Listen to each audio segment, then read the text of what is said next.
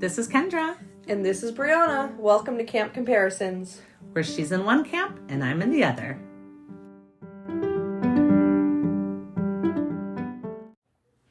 Okay, so there has been news in the Percy Jackson season 2 area. Yeah. And we were right in our we were wrong. We were both wrong and right. Thinking, how dare they start recording without telling us who these actors are? You mean filming, yeah. Yeah, recording. Well, I mean, Yeah. Was the right instinct. Yeah, it was weird that they were filming. But they must not be filming then. That's the only conclusion. I know, but everyone thought, there's a picture of them as they're back at the camp. So, I don't know. Unless No, I don't know. No, we don't know why that is. But the point is the news. The point is the news. So, we hear that they are now casting for... So, 3 characters. Which I didn't tell you about. So, okay. So they're casting for Tyson, who is, and it says on here, they're looking for someone between the ages of 15 to 18, and they describe it like he's big and tall with a heart just as big as he is. He's biologically 8 years old, but looks like a fully developed human teenager. Which sounds like they're going to do this right, by the way. Like, just based on that description, it does sound like they will give him those childlike, the childlike attitude instead of what they did in the movie, which was anyways, in the movie, it was sometimes it was he was a child, and sometimes he was very wise. I know. And you were I don't know what's happening here. Yeah, no. So it does seem like they're going to do it right. He should just be offering peanut butter. Yeah. Anyways, if you know, you know. And also, it says he'll be a series regular, of course. Right. Then they mentioned casting Talia. Talia. Okay, hold on. She's going to double check. Down. We're going to get this eventually. Gosh, that's the hard thing about books. When you don't say it first, I know what it is. But when you say it first, I'm hold on, wait. Okay, hold on. It's here. I remember I wrote it in a margin. There it is. Thalia. So the first A is ah. How do I remember this? The first A is you're screaming. You're falling off. And then the I is you're being turned into a tree. Okay, good. Thalia. Thalia. Yeah, and then so Thalia is going to be cast. So that's cool. We might get to see some past things of her. They might talk about her. That'll be neat. Mm-hmm. It says that she's going to be between the ages of 15 to 18 as well. And it just talks a little bit about her. They're looking for a tough and prickly personality. I mean, they're not looking for her, but that's what she'll be. Yeah. Of course. Being described as a punk or a rebel. Right. And then it says she's a guest star. So she's not a series regular. Right. Which makes sense because. And then the other person that they were talking about casting, and I don't have this right here, so I can't remember the name now, it's supposed to be a demigod. It's an original character. Now, okay. What? Yeah. So there's different thoughts for an original character. Listen, it's supposed to be just one of the demigods that have joined. But think about it when you're in Luke. Yeah. Think about it. If we're gonna follow Luke and give Luke Ethan, why aren't they casting for Ethan? Ethan doesn't show up until later. But you could technically have him show up earlier. So there's ruined thoughts on this. Sure, you're right. But maybe Ethan hadn't joined them yet. We don't know. Yeah. We know that Chris has already been shown. But listen, if Luke is out there recruiting half-bloods, we're going to meet some half-bloods. Right. So for whatever reason, they're wanting to make it make one of them a little better known than the other ones. And I can't find the one that says what her name is going to be, but... And it's a woman? Maybe I'll bring it up. Yeah. That's fair. I mean, to be fair, I don't remember any of his... Chris and Ethan are the only ones I can, name off the top of my head of demigods that were on his side. Right, because we don't know the rest. We know there's a lot. We know the demigods disappeared and, started showing up there. But we never know who they are because we never get Luke's... what he's doing the whole time because we're in Percy's head, basically. Right, and while he does have dreams of what's going on, it's usually just him having meetings with Cronus. Right. Or by him, I mean Luke. Or Luke talking with, monsters. He's very rarely really talking with other demigods. No, he's talking to Kelly. Now, we don't also get Kelly in first season. Kelly isn't even... No, she's after Rachel is with Derek. So, yeah, so we don't... I feel like... Maybe that's... No, it's 3. It's 3. I feel like he doesn't even get a lot of flashbacks of Luke in book 2. Maybe not. No, I think that... But I don't know. We're definitely going to get more of Luke because of the fact that this is a TV show that's not in Percy's head. And he's a well-loved character, like, actor for this. So they want to, And as we've, of course. I mean, they want to keep on, if he just doesn't show up for the whole season, like, they want to keep on paying him and stuff, too, because he needs to be there. Yeah. It's very important. Oh, here it is. So her name is Allison, and she's going to be someone who was a rogue demigod.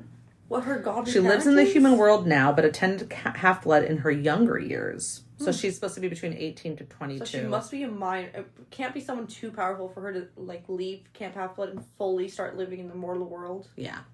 Like, if they do it right. A summer camp, which does mean, like, obviously all of these people are totally able to live in the real world. That's, like, the purpose of Camp Half-Blood is to train you, not only to train you to, you know, be able to help your godly parents and do quests and all that, but also to train you to fight so you can have a life outside of camp. It's not like Hogwarts where you're there all the time. Right. It's just a summer camp. Well, there is people who are there.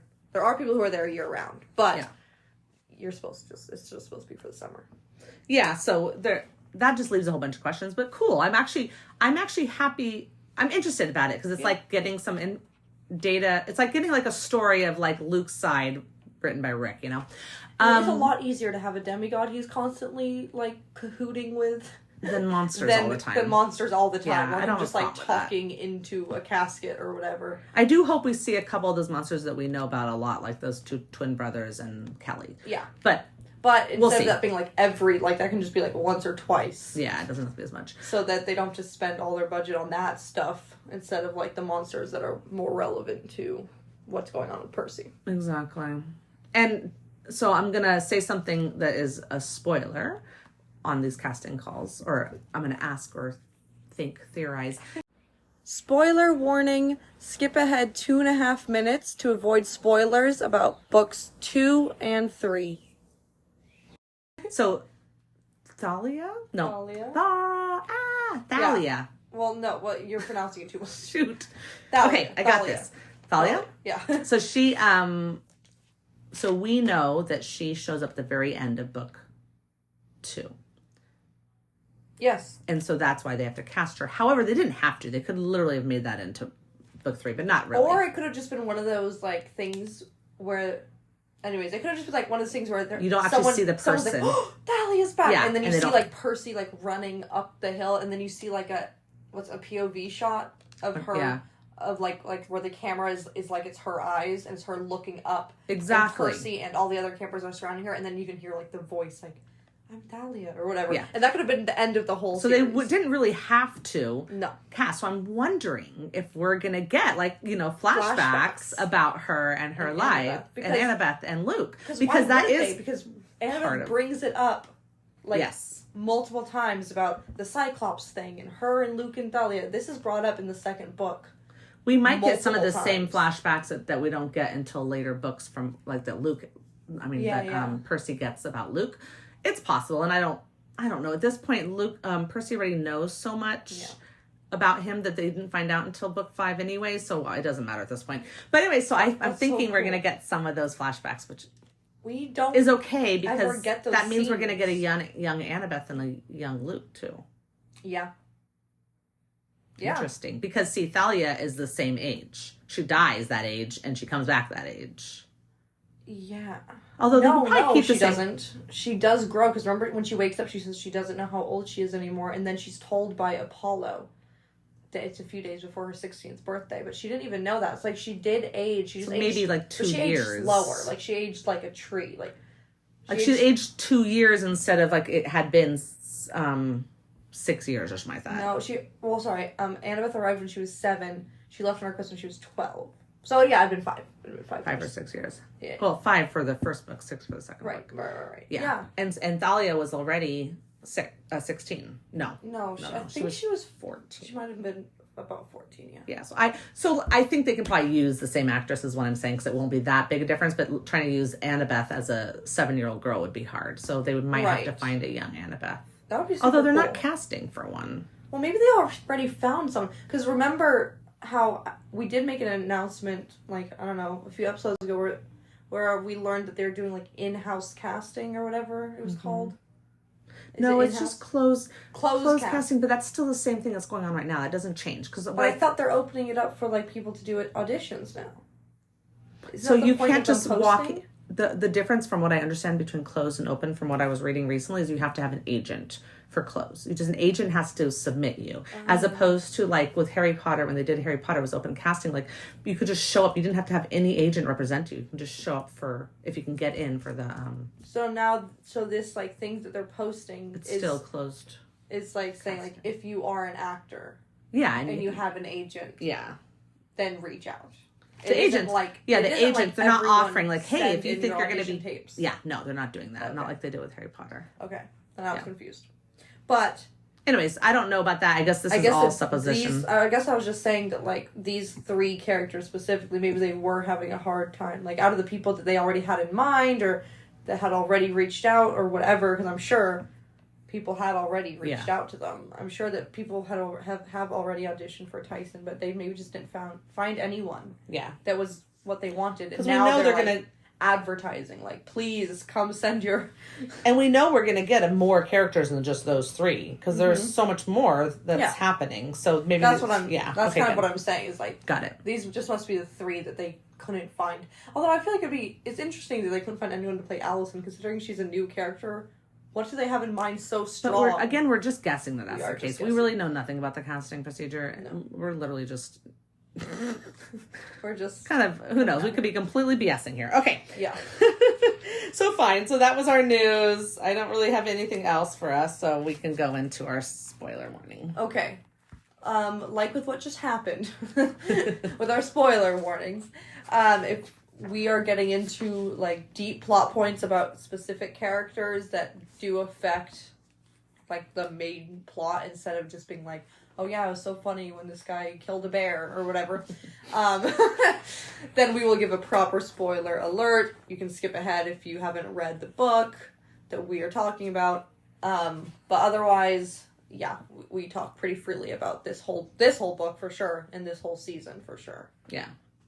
Okay, which is almost over, so really we're getting to the end of any potential spoilers. What are we gonna do? I know. Okay, so as a recap, we basically went over the end of episode 7, which was Hades and Hades' Palace, the flashback with Poseidon, so her and Sally and Poseidon talking. Mm-hmm. And they show up on the beach. Yeah. Wait, hold on. Yeah. You show up on the beach, and then you see Ares, and you get that great, like, 3 of them standing there with his sword out, the famous pose. Yes. And that was it for last episode. Yep. We also finished chapter 19 in the book and started, like, the first maybe page or 2 pages of chapter 20. Yeah, because chapter 20 is, like, the start, is, like, the fight. It's like chapter 20 is them arriving on the beach. Yeah. They arrived on the beach, I guess, but nothing really else happened, so. Right. Yeah. Okay, so the first scene in this one is the beach. Again, they're on the beach. It's like a really fast beach. Yeah, and then you start hearing Luke's voice. Well, it opens. Yeah. With Luke's voice. Yes. But they're on the beach. So you hear Luke talking. I remember being like, what? And he's talking about sword fighting. Sword fighting. But that you know, if you remember from the last one, that they are about to fight. He's about to fight Ares.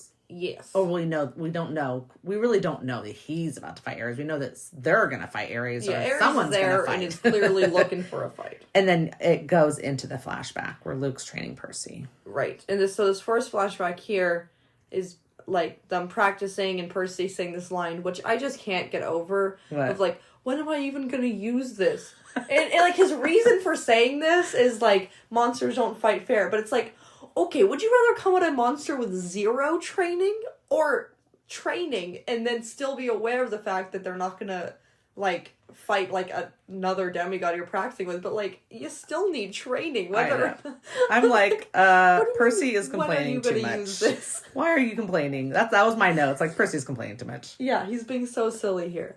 He's being a 12-year-old kid. I know. Who? It's like having a degree, like, be like, okay, I'm gonna try to become a doctor, and then they're, like, teaching about the human body, and you're like, when am I even gonna use this? It's like, what do you think is happening here? Like, what? What do you think? You know, it's interesting because, like, in this case, when you've like seen the whole season and you get that Luke is actually training Percy because he wants to recruit him for his cause. Because here he is in like one-on-one training. In the books, Percy's just being trained like everybody else. They're all being trained. And he does pick him out, like he does like kind of like use him as an example. And then and Percy does get really good. And he like, acknowledges that, but he's not like singling him out like, I'm going to teach you amazingly how to. No, he's just like, there's different classes, and other demigods teach classes. I think the only class that like Chiron teaches is archery. Yeah. But other than that, the classes themselves are taught by older demigods. Yeah, or satyrs. Or satyrs, like the music class, I think, is a satyr, but... Yeah. So, the sword fighting practice class is just taught by Luke. But Luke is basically he's not even a student anymore. He's really like a camp counselor type of thing. Well, yeah, he is, because he's the head of his cabin. And he's there all year around. He doesn't have anywhere else to go. Yeah. Yeah. So he's teaching him just like that in the book, but obviously with these flashbacks, we see that he's giving Percy one-on-one attention. And we know that he's like he is trying to make him a better recruit, I guess. Yeah, he's like kind of leading him in the direction of thinking that the gods are bad or can be defeated. Right, we get that from the later flashbacks, yeah. Right. But so there's something about like there's no rules, and he's like, well, there's one rule, like, and then he doesn't say what it is, and then it slips into the next scene. Yeah. Do you have any other, I don't have any other notes about this. It was just like the line of like, what am I going to use this? I was like, whatever. Do you have any idea what a quest is? What is happening? So that's just a really short scene. And, anyways. So then he goes single combat. So we're now on the beach. And this is obviously what Luke had taught him was about single combat. Right. And whatever the rules were for single combat. It just basically... He sets terms, it's basically. Pretty much, from what I understand from the books and stuff, because this does come up multiple times. Yeah. You can set your, Percy set the rules. He says it's not like to first death, or that can be a rule, like single combat first to die. Yeah. He just said first to draw blood. Yeah. And then the other thing, was then what are who win? When you win, what do you get? So if I win, I get the helm. Yeah. And stuff like that. So it seems like does he say what happens if Ares wins? He does. Because in the book, I'm pretty sure he does. I'm pretty sure it's like, I draw first blood, but you'll definitely just kill me. Because Ares literally says, it's your funeral, except for you're not going to actually have a funeral, because there can't be any bits left of you. So pretty much it's like, if Percy draws first blood, then he wins. If Ares kills him, then he wins. Like, that seems to be the thing here. And then what Ares gets from winning is, killing him, which is what he wants. Exactly. So, in the book, which is there's 4 pages of what's it called? Dialogue between him and Ares before they even fight. But he says, if I lose, turn me into anything you want. Because before that, Ares says, you're asking to be smashed into a grease spot. Yeah. Okay. And before that, he goes, watch it, kid. I could turn you into, and then Percy says, a cockroach or a tapeworm? Yeah, I'm sure. Whatever. Yeah. And then he says... He's like, but you're too scared to fight me. See, so... But Percy here he says... Sorry. I was just going to say that, this idea of, single combat being a thing with, whatever, the way that Luke seems to be presenting it to him is a little bit different than how it normally is in the books, which is just that, most of the time, if you do try to, what's it called? Egg someone on into fighting you one-on-one, you can normally do it, because everyone has pride issues in these books. And not only that, if they're surrounded by their people... Mm-hmm. They would look weak to be no, it'll make them look scared if they don't fight you. So it is a tactic he uses a lot, but it definitely isn't a rule of the gods or whatever. Yeah, we don't have any kind of rule on this. But he does say, if I lose, turn me into anything you want, take the bolt. If I win, the helm and the bolt are mine and you have to go away. Yeah. And I guess, Ares doesn't swear on the river Styx.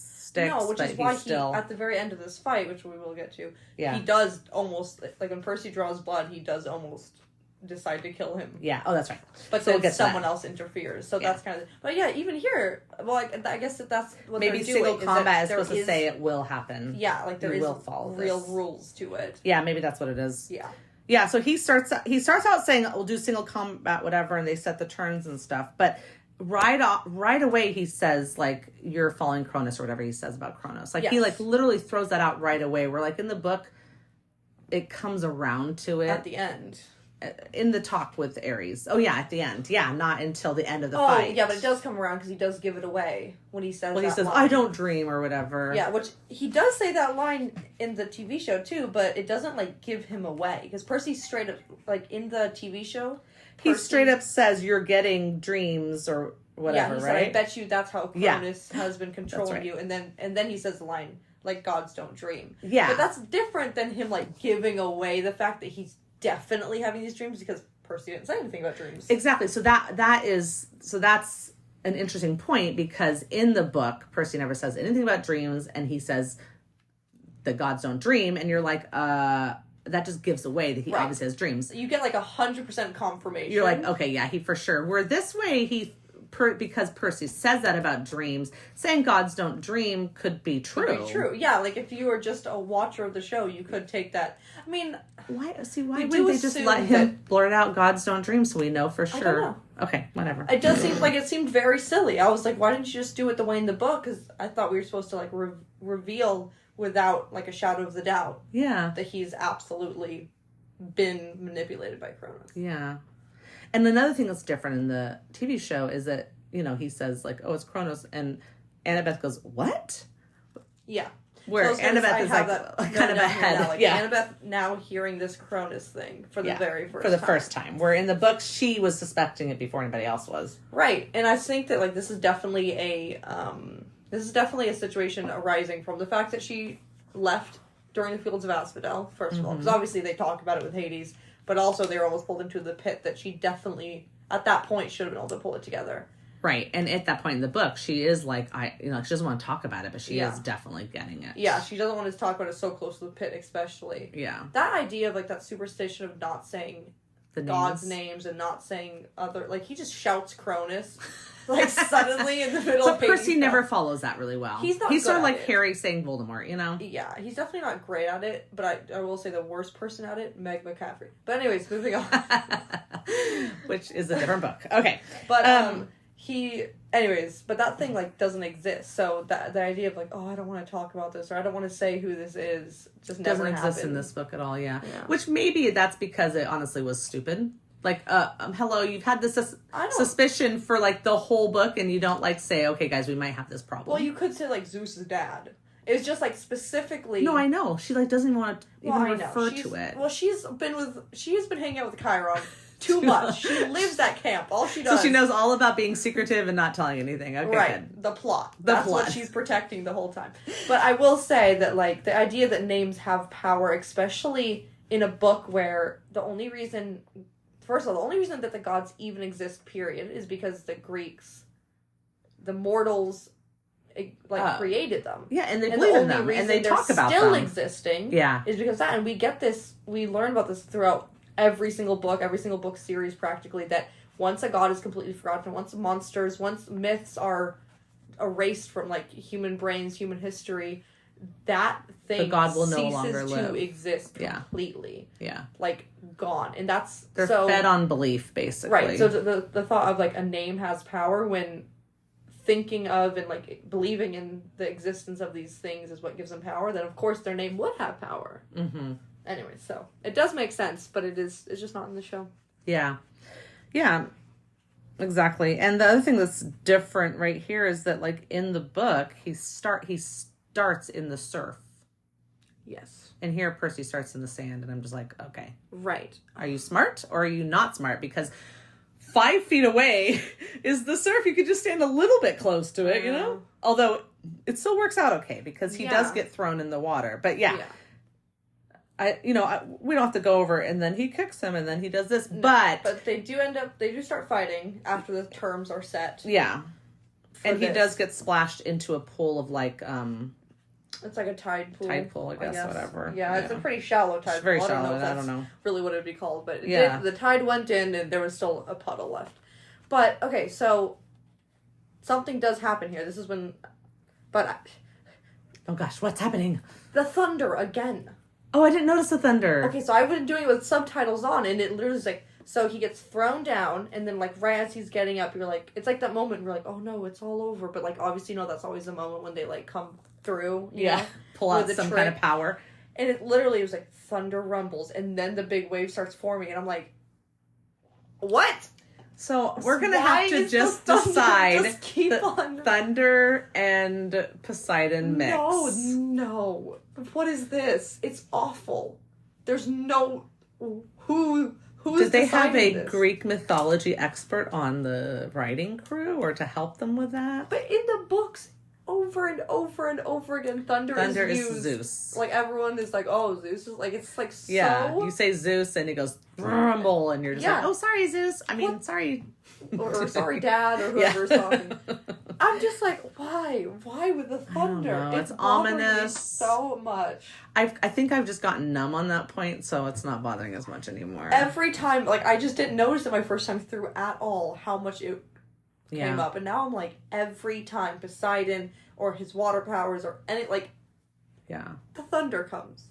Let's talk about this big wave that comes, because the first time I watched this, I thought that was Poseidon helping him, but it's not. He because as it's coming up, which I was mad about. Yeah, no, that was. But as it's coming up, he says, "If you're not careful, you'll find out he's who I am, what I am. I don't know, something." Yeah, he says he gives some warning, and you can see him. He is pulling that wave up, which is nice, because I was a little bit worried that they were like, once again, Poseidon's just going to help you with water, you know? No, yeah, this was definitely him using his power. Yeah, which was nice.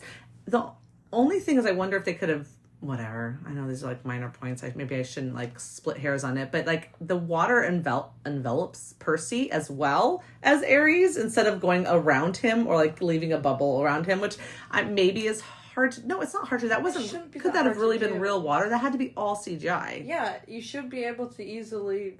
Yeah, so I was a little bit like, why is he being, I was confused, but maybe it doesn't matter.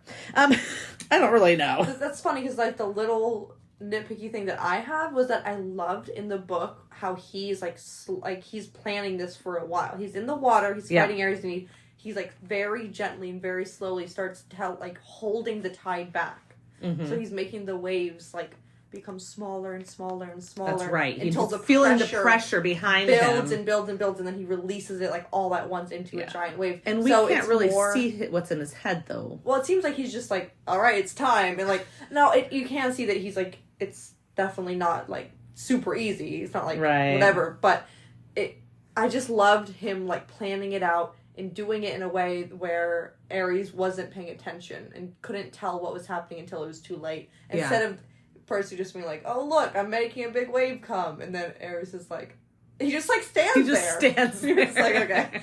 And also, in the book, doesn't he like use, when the wave comes, doesn't Percy like right on top of it to be able to come down and stab him? No. What happens?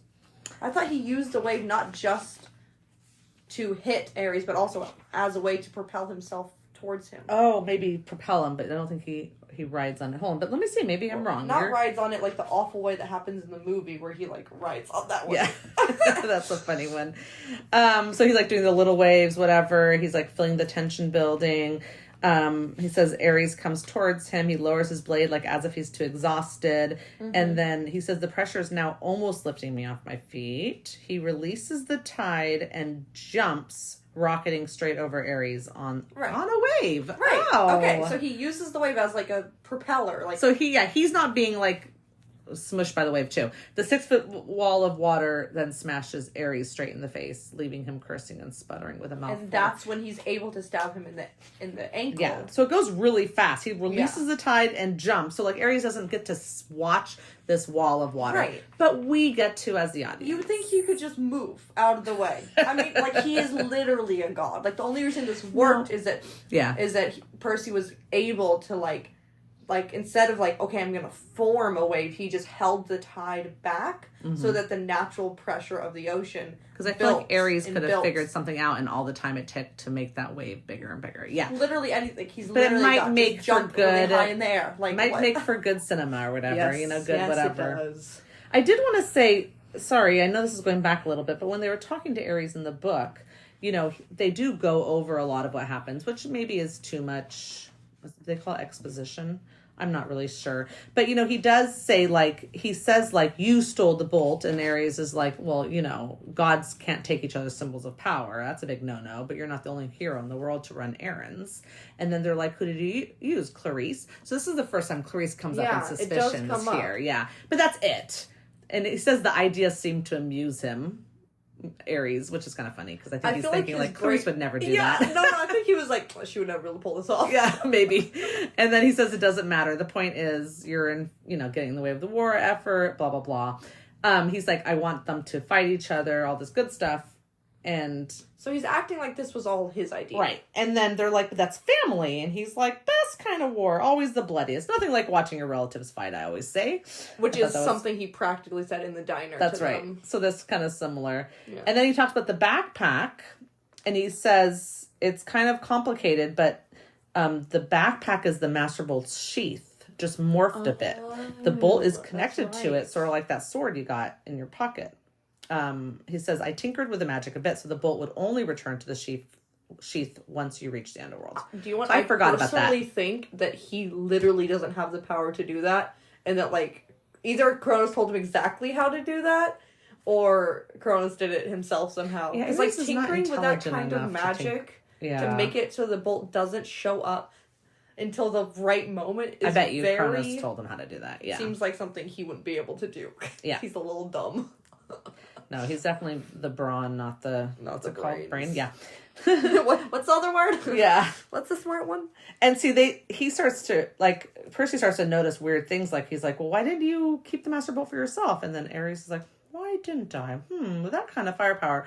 And then he seems like he's in a trance for a second. Yeah. And then he's like, oh, I didn't want the trouble. Better to have you caught red-handed. And that's when he's like, this isn't your idea. Percy's like, this was not your idea. You were being ordered to do it. And he was like, I don't have dreams. And then he was like, oh, he doesn't say gods don't dream. He says, I don't have dreams. Right.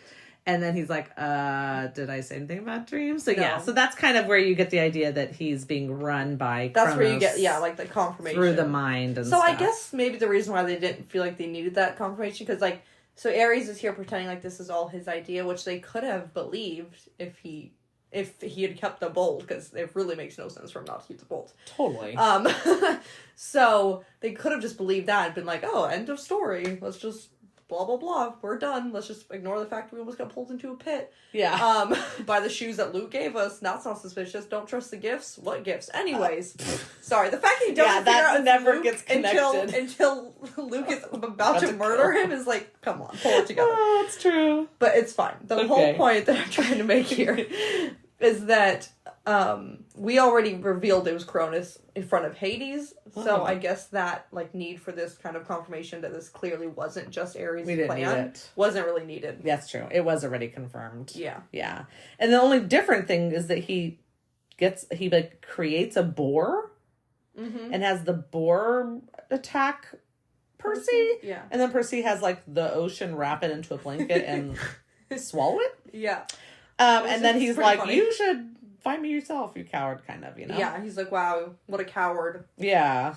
Oh, but before he fights, Annabeth is like, don't do it, he's a god. And he's like, no, whatever. And that's when she gives him her necklace. She says, wear this, at least, for luck, and puts the necklace on her. Now, that does happen in this episode, but at a later point. A little bit later. Before they go to Olympics. The Olympics. The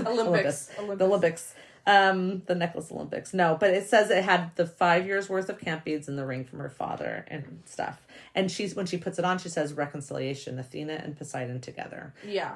That's cute. She's like although I love how they did it in this show. Yeah, it was fun. I feel like she's lending him her strength in a way, even if it's not physically. Yeah, for sure. But being I don't know, I think it's cute. When we work together, we can do better. Yeah. Yeah. We can do it. And then Grover says, here, take this, and hands him a flattened tin can. Yeah. And he says, the satyrs stand behind you. Satyrs? Yeah. And then Percy says, Grover, I don't know what to say. Thanks for the tin can. I mean, that's so hilarious. And then that's when the fight starts. So that was kind of a cute little part, but... Yeah. Whatever. Also, during the fight, there's cops in the book, but we don't get cops in the right. TV There's show. mortals I don't and really cops. care and this so much is about that. This is well, yes, except for it does wrap up the story of them being pursued. Oh yeah. This whole time by the cops news stories and about the Percy FBA and the stuff, because the FBA. don't know what that is. The FBI. I don't know what two things. Maybe the CIA? I don't know what's happening. What were you doing? Anyways, but like they were being pursued by authority figures because they were, suspected of Sally's murder and runaways and this whole thing. And now this like concludes this whole storyline. Right. And we'll talk about it when we get that point in the book. But yeah, you're right. That does make it so having people there to like record it and see what happens does close that storyline, which we don't get we get just the tiny, tiny bit of in the book. So it's not obviously a thing. It just doesn't matter as much, I guess. Matter. Okay, so in the TV show, though, when the wave knocks him out, he jumps towards him and slices his calf, and he draws first blood. So he wins. Yep.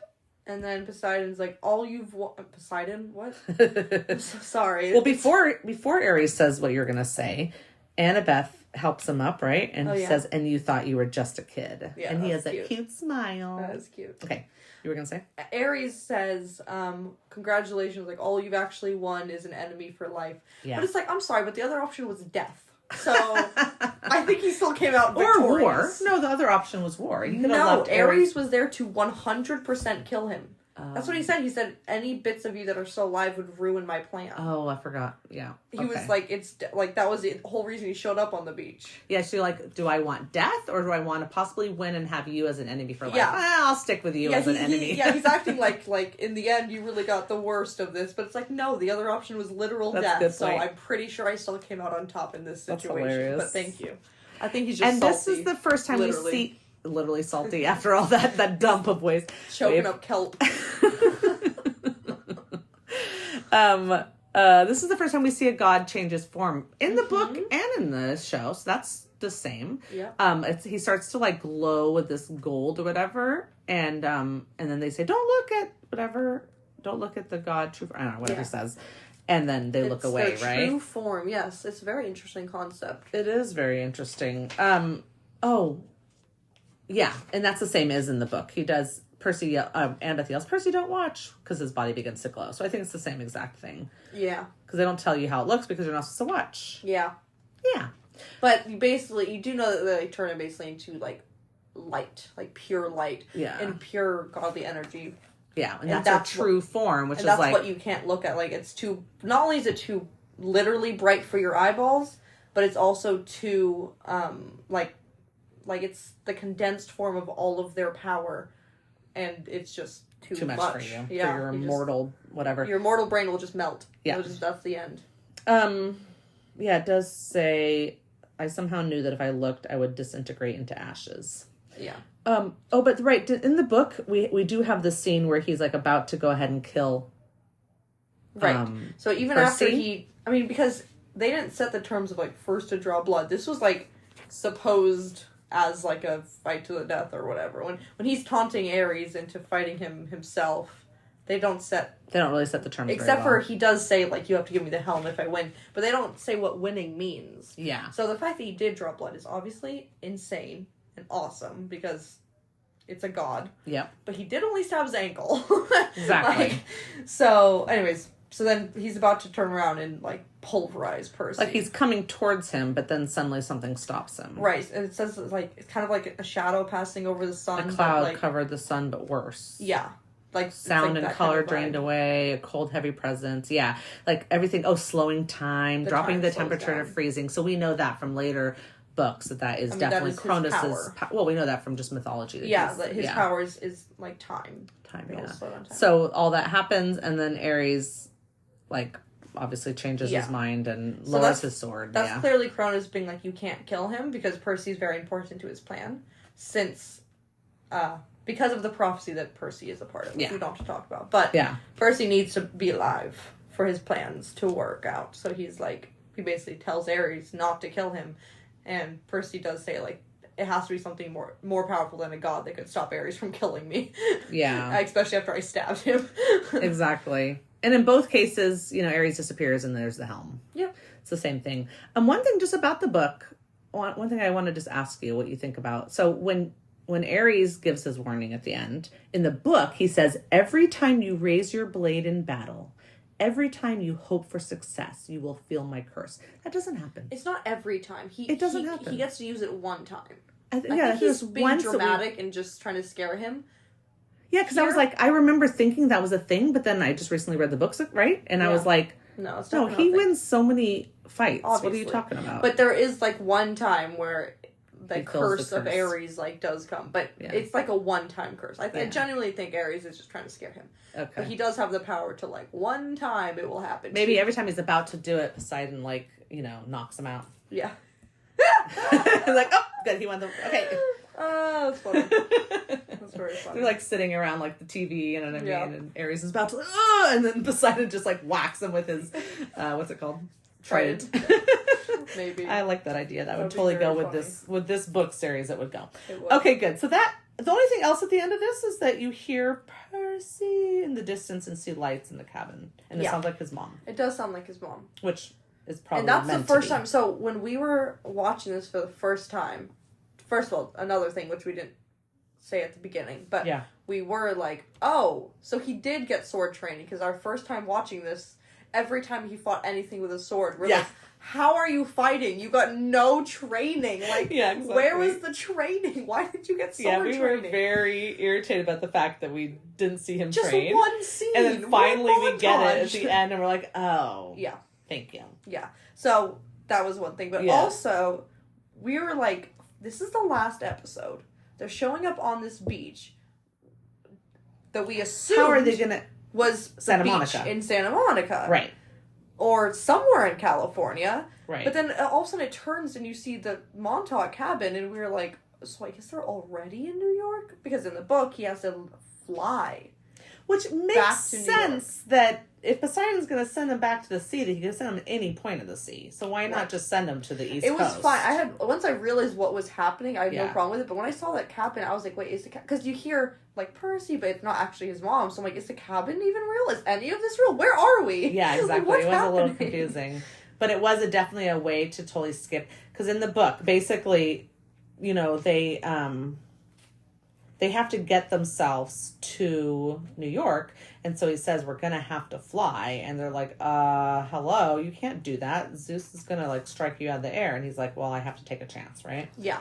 And that finishes, he's hoping like having his bolt will be enough to stop him. Like, I am bringing you the bolt. Like, it's okay, Lord Zeus. He should have sat down and made a prayer first, but he's fine. That finishes chapter... Maybe he did in there. 20, yeah. It finishes chapter 20, and then the beginning of chapter 1, which is I said on my tab, it does also talk about how, like, basically how, like, they've totally got this idea that, oh, actually this whole time Percy Jackson wasn't a criminal. He was kidnapped. Oh my gosh. Ares. And they, like, so, like, oh, it was such, like, a, like, I'm really so glad they're okay. Glad that they actually like took up brave. I think the police department like takes up like what's it called, collection, to get enough money to fly them back to New York. And I think it's in this one where he's like, all I want, choking back my tears, is to see my loving stepfather again. Every time I saw him on TV calling me a delinquent punk, I knew somehow we would be okay. So and then he ridiculous. Says it. He offers and then he says, "Here's his number. I'm sure he's willing to offer all of you guys free appliances." Yeah. Oh my goodness, Percy. It's very funny. Oh my Love goodness. Percy. Anyway, so that whole part we skipped that in the TV show because we really have to get back to camp. Right. Yeah. But it is great. Like through the mist, it looked like what was it that like they were having like a gunfight or something? Oh, in the book, yeah, they thought it was a gunfight. Yeah, so it seemed like that Ares had like a big automatic gun or something, and Percy and the Do you want me to find exactly, or you? I don't know, but okay. Like the mortals thought that they must have taken one of his guns and tried to make a brave escape, and this is the stand down between the captor and the captees or whatever. Yeah, and they're also proud of Percy and the other two for for standing up to their kidnapper and getting themselves free. But they have to think it's a firearm because Ares, like, he's like, mortals, be gone! And he just uses his power to blows up some police cars. To, cause a fire to erupt by the police cars and stuff, Yeah, it says that he fired a shotgun at the police car and accidentally hit a gas main that ruptured during the earthquake. Because they have to make sense of all that, Yeah. But they say, basically, they basically figured out that the reason he caused that commotion on the Greyhound bus was because he was trying to get away from his captor And suddenly people seem to now remember that there was a man that, like, yeah, who they didn't remember before. The mist is, like, correcting Why their didn't memories? I remember him? And then the crazy man obviously caused the explosion on the St. Louis Arch because, hello, no kid could ever do that. That's what it says. Right. You know what I mean? And, of course, they did see them outside the cafe, but now they're like, yeah, that was the abductor. That was them. This is what happened all along. And this kid stole a gun from his captor in Los Angeles and battled him shotgun to rifle on the beach. Yeah, so I guess Percy had the rifle and Ares had the shotgun. Because it said that the shotgun was fired at the police cars. Yeah. And they saved the poor kids, and now they're just so happy about everything. They're going to send them back to New York City. I just love seeing how the mist corrects everything and how it all goes down. Yeah. Genuinely, like, I think it's a great conclusion to that. Because that does follow them through the books heavily, way more than it's ever brought up in the TV show. Yeah. That is so funny. So we don't get any of that. So as far as we know, the FBI are still after Percy. Just saying, they never at all conclude the fact that he's not the one that blew up the arch. They don't make a big deal enough of it for them to even, for us to even care. We had two news things. Yeah. The one when Ares was eating, or whatever, the cafe, and outside of the St. Louis Arch when Grover and Annabeth heard them. Yeah? That was it. But that is it for that scene, but then we can probably just do this cabin scene then. You think so? Oh, yeah. Okay. Well, the last thing I'll say is just silly that I didn't bring up was I understand that Ares isn't, like, the smartest of the smarts, but fighting a son of Poseidon on a beach... What are you doing? Just wait till he got to the in the book, let's say. Like, wait till he got to the airport. Or like, something. Anywhere else. Or like, just walked a mile away from the beach. Like, being like, you know what? I know I'm going to meet him. Or just talk Zeus into shooting him out of the air. No, he had stolen Zeus. Like, he was in part of the bad plan. Okay, whatever. Okay, yeah. So, when they walk into the cabin, you hear the radio saying that, like, all these flights are grounded. There's been violent seismic activity, you know, like the earthquakes and stuff. There's been sun flares. And I heard sun flares. I thought, Apollo? Maybe Apollo's fighting already. Yeah. I mean, this war has Zeus already could have started. sent yeah.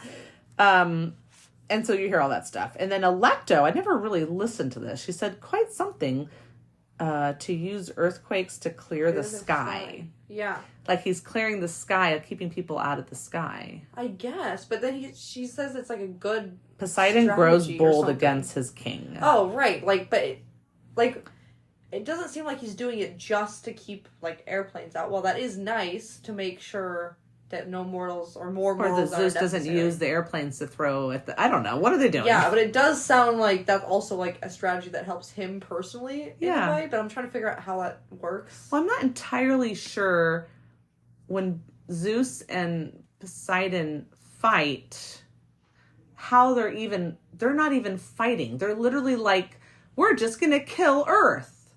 Yeah. Do you know what I mean? Yeah, if the sky and the sea fought, it would they're just destroying Earth. They're not even fighting each other, though. I mean, it's a weird thing. It's like, so... I think they're trying to destroy the other's domain. Because if their but how does Zeus use lightning to destroy the sea? I don't know. How does the sea... How does the sea change... I mean, what is Zeus's domain? I'm so confused. The sky. Like, the whole of the sky. So then why is the ground being punished? Because they're between the sky and the ocean? Like, to me, the war doesn't make... Well, they're like making earthquakes on the ground and exploding things and all this stuff, and you're just like... He's an earthquake. Like, he is an earthbringer, yeah. Earth-shaker. But how does his earthquakes... Oh, I got... That's what she's saying. His earthquakes are clearing the sky. But maybe it's making so the other gods aren't able to be, like, flying around helping fight. Like, maybe no one's able to be in the sky, including the gods. But listen, maybe if you're not flying in the sky, you're not going to put out any prayers to Zeus. Yeah. So that gives him less prayers because there's no one to save in the sky. I mean, that's... Yeah. That might make sense. Like, if you're on an airplane... I'm confused how Zeus and Poseidon fight, like, and how that really is... Like, how do you know when you won? Like, I don't know. I don't know. I feel like that's true for all the gods, though. Like, they can fight each other, and fighting is a thing, but, like, imagine Apollo and Artemis fighting. How does the sun fight the moon? Like, yeah, I feel like I can find some that make sense. Their domain is one thing, but they can still cause real damage, like, to each other. But they're not... Sure, but these guys aren't causing damage to each other. They're just, like, ruining Earth.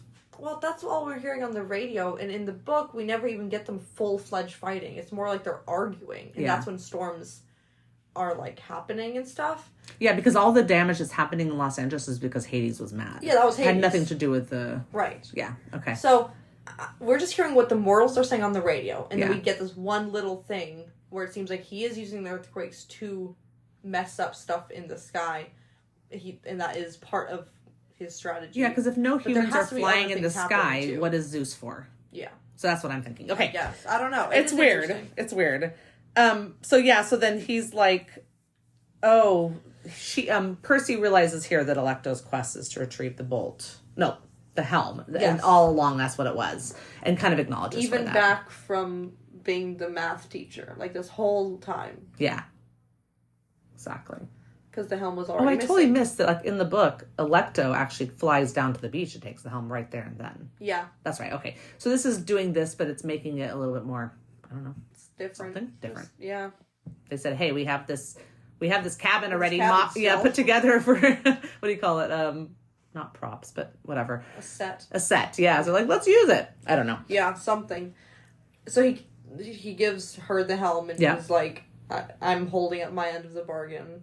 And I want, like, please, or whatever. Tell Hades I expect him to as well. And then he's like, please. He says, please. Which makes her happy, I guess. Yeah, she looks like, you're not so bad after all, buddy. Yeah, I guess so. And then she's off with the helm, and that's, yeah. Yeah. And we hope that Percy's mom gets returned, which of course she does. Yeah. All Alecto says... Here, she says something like, I heard everything. It really was true. You really weren't the one who stole it. That's what she says in the book. So she's like, yeah, okay, I heard everything, So she's like, okay, you've been right all along. That it was and Ares then she'll go tell Hades type of thing. That's the idea she gives. Yeah. Yeah. She'll tell Hades that it really wasn't you. It really wasn't you. And hopefully, and so they're just hoping that in the end, he'll Hades give is gonna back. Be nice enough, yeah. Which he genuinely is, which is surprising. But he did falsely accuse Percy, and Percy did fight another god. And she's not dead, so she's not really even part of his realm. So yeah, it would be different if she was really dead. There's no way that he'd be doing that. Yeah, but yeah, he just has this frozen gold statue. What is he gonna do with this? He's like, okay, he could use it as a hat stand. I got my helm back. And, okay, yes, it wasn't your fault at all. The one who stole it or stole the bolt, so fine, here's your mom. Although he should be like, don't forget to say thank you, Percy. I literally saved her right before she was going to die because he did save her life. 100%. Yeah. In both the book and the TV show. I know. Just saying. It's interesting, genuinely. I'm more willing to, like, defend the Hades in the show, though, than I am the Hades in the book, but that's okay. Yeah. But so at this point, he's like, I have to go to Olympus, and for some reason, Grover and Annabeth are, like, trying to talk him out of it. Right. They're like, why do you need to go to Olympus? And I'm like, what are you talking about? He still literally has the bolt in his backpack. What, are you guys just going to keep it? You're like, you know what? This bolt's actually ours. We actually are stealing it now. Are you serious? Like, what do you mean? I know, I don't get it. So confused. I was confused. Like, you are going to ship it in a box? You think that's safe? Like, what? Of course he has to go to Olympus. Anyways. Yeah, but, and she's like arguing that, like, that Zeus is going to kill you. Yeah, like, you're never going to be allowed to leave. But I don't think that they're worried about that in the book at all. Isn't there a chapter called, like, the gods vote on whether or not to kill me? Or is that a different book? Well, that's a great chapter. I feel like they vote on whether or not they should kill a lot, but maybe the person's not always there for it. You don't see all the gods in this one.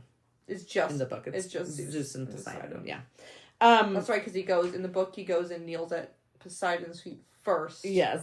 Because he has to decide. Hold lady. We get to that when we get to that. Yeah, so in this case, they're just like, okay, we split up when we got to New York. I told Annabeth and Grover to get back to Camp Half-Blood. Which he does here. Whatever, and let Chiron know what's happened. Like, which he does here, yeah. They protested because they wanted to go with him. But he said he knew he had to do this last part by himself. Yeah. Well, I guess he does say, if things went wrong and if the gods didn't believe me, ... I wanted Annabeth and Grover to survive to tell Chiron the truth. So he does know it's dangerous to go up to the gods. It's always dangerous to go up to the gods. Yeah. Because, like we see in this flashback that's about to happen, as Luke says, what happens to things that are both scary and small? Yeah. Like cockroaches. They get killed. Oh, sorry. Yeah, exactly. Yeah. I think I forgot how good that conversation was with that Luke line and him. is so good. And it's very good.